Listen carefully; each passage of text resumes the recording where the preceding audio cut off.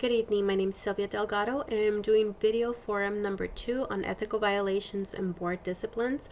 Before I start, I want to start with an article that I found online by authors C. Emmanuel Ahia and Peter J. Boccone. It's on Vistas Online and it's telling us about the different ethical problems that counselors can get into. In 2009 to 2013, across the 28 states that were surveyed in this particular study, there was 999 violations that resulted in disciplinary actions against professional counselors. The most frequently observed violation was failure to meet continuing education requirements. The second one would be dual relationships occurred in the majority of the 28 states surveyed, and there was a third one that was here on the study, and that third one was a professional misrepresentation. Now, to go on with my I am currently in Washington State, and I was able to go into Washington State Department of Health and try to look up any cases that are disciplinary actions against counselors. I could hardly find anything, so I went ahead and looked it up, and I saw a few things there, but there wasn't much information that I could fall back on to do my work here. So I went ahead and went to the Pennsylvania one, which was, to my surprise and my favor.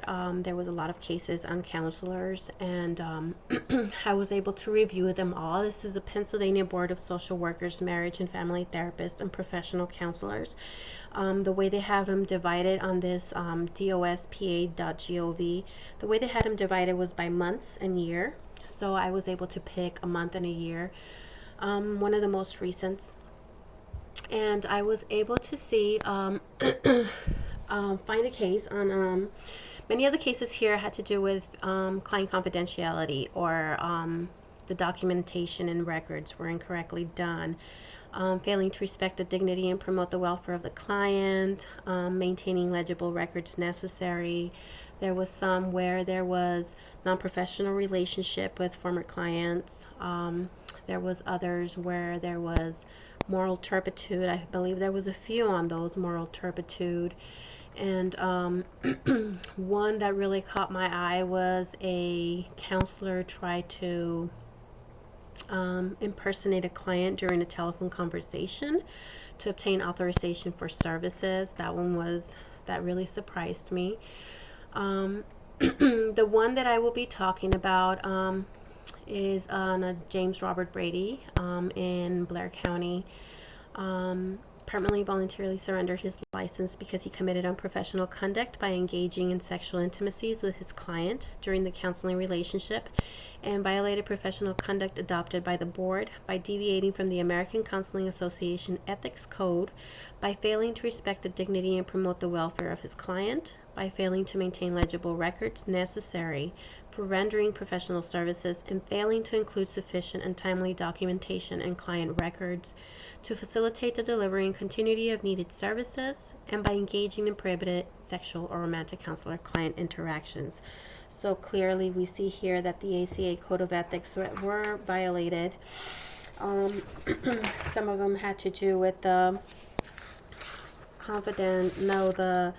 creating and maintaining records and documentation, B.6a, and the other one probably is an A.5a, sexual and romantic relationships prohibited, which he did engage in prohibited sexual or romantic counselor-client interactions. He failed to maintain legible records necessary for rendering professional services.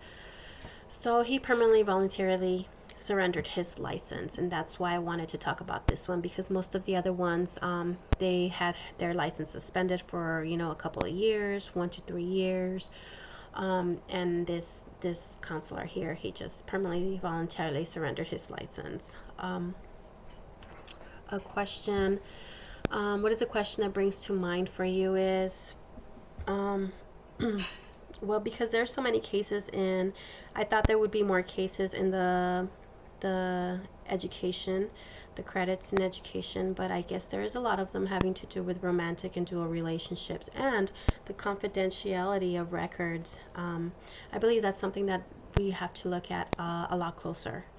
Thank you very much. Have a good night.